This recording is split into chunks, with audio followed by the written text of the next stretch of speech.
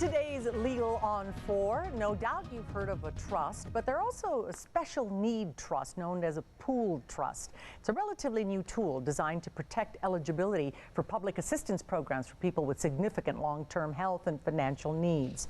Our legal contributor Craig Wisnom joins us now. Now, you say it's especially important anytime a spouse, child, family member, or other beneficiary is receiving or may receive some kind of public assistance. Right. A pool trust, there's this idea of a special needs trust for people that have a certain disability and may require government benefits, where people protect their inheritance by setting up in a special needs trust.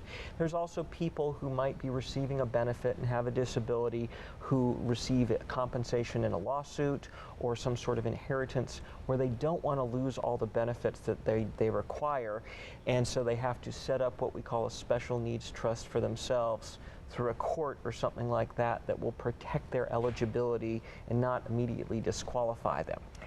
And a pooled trust is designed to bring this approach to people who don't have a large enough sum of money at question to go to the court, to hire an attorney, to pay a trustee to take care of this money for them in a conventional special needs trust, but who still have benefits that are very important to them, and even a relatively small sum of money, which won't necessarily do them a lot of good, will still disqualify them for the needs-based government benefits they might So, like, receive. how much money are we talking about? Well, for instance, anyone with perhaps, say, over $100,000 at issue, it might be worth it to set up an individual special needs trust through an attorney and through the court, following the rules.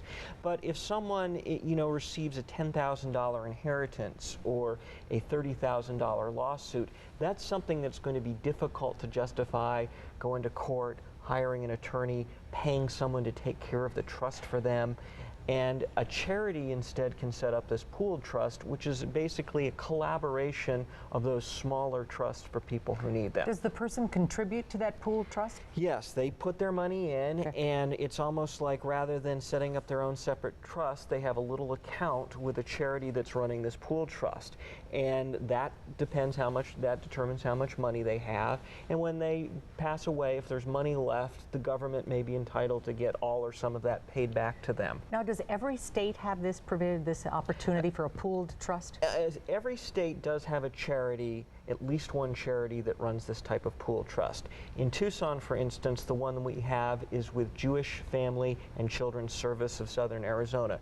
They have a pooled trust that's I think the only one in Tucson that's available. But of course, if you're interested in this, you should probably seek the advice of an attorney, don't you think? Yes, but sometimes even, we may be dealing with people who feel like that's not affordable, so they can check with the charities that run them themselves. Okay, thanks, Craig. Thanks, Martha. Appreciate it.